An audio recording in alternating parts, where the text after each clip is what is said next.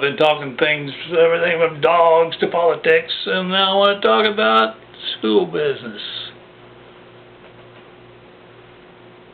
I was pretty green, just back from Korea in November of '52. Went down to Peabody, July or August of '53. Awarded the master's degree in school administration, minor in PE, wanted to be coach, you know. Go back up to look for jobs and find out that, you know, I might be able to get $3,000 a year. That first year that I taught half-time, I got $1,200 for teaching half-time, $49.50.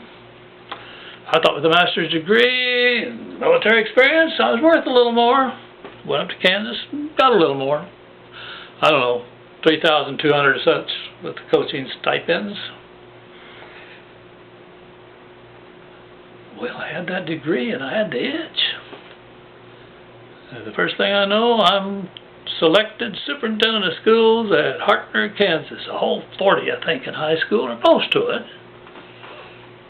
Grades, no kindergarten. Maybe we had kindergarten, can't remember. Don't think so. Okay. But we had in the elementary school, somebody taught 2 grades, 2 grades, 2 grades, 2 grades, right up the line. And then there were a little group of us. The superintendent certainly taught a couple of things that taught the high school. Well, we're into school maybe 2 or 3 weeks. And Coach Don Lamb says, "Dean, you're doing a pretty good job." He was about my age, but he hadn't been in the service, so he had lots more experience with kids in schools. But he said, "You got to learn something." "Okay, tell me." And I think I've told you this. He said, "You've got to learn what not to see." "Oh, okay, I'll work on that," and I did. Well, maybe I've told you about saying in the general science class, that our ancestors, some people think, swung from the trees and had low foreheads. I didn't know I was supposed to say foreheads. But what I do know is Betsy Clark sitting on the front row.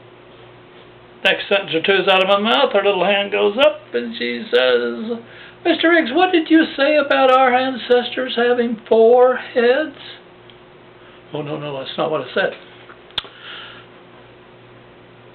Well, I didn't teach the chemistry, but we had a high school principal that he did, and we had a big old blonde that she was very mature for a high school girl, and she didn't pay much attention to Mr.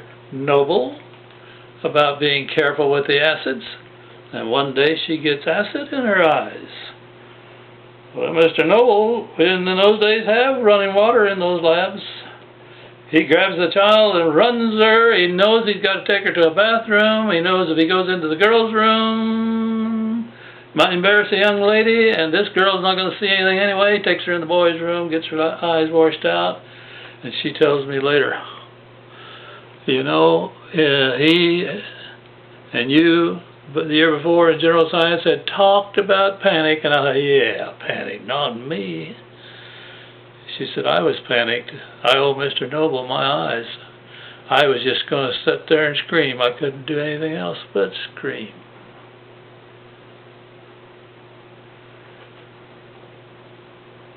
Well, that also was a school that had a board member who had 2 boys that I remember.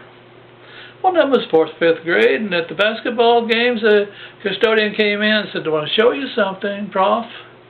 And he showed me, Mr. Pearsall showed me, where some little guys that obviously got all the mud on their feet they could, gone into the boys' john, got up on top of the stanchions, swung up and put mud prints on the ceiling. I said, "Clean it up. Next game we'll be watching." He said, "I'll do the watching."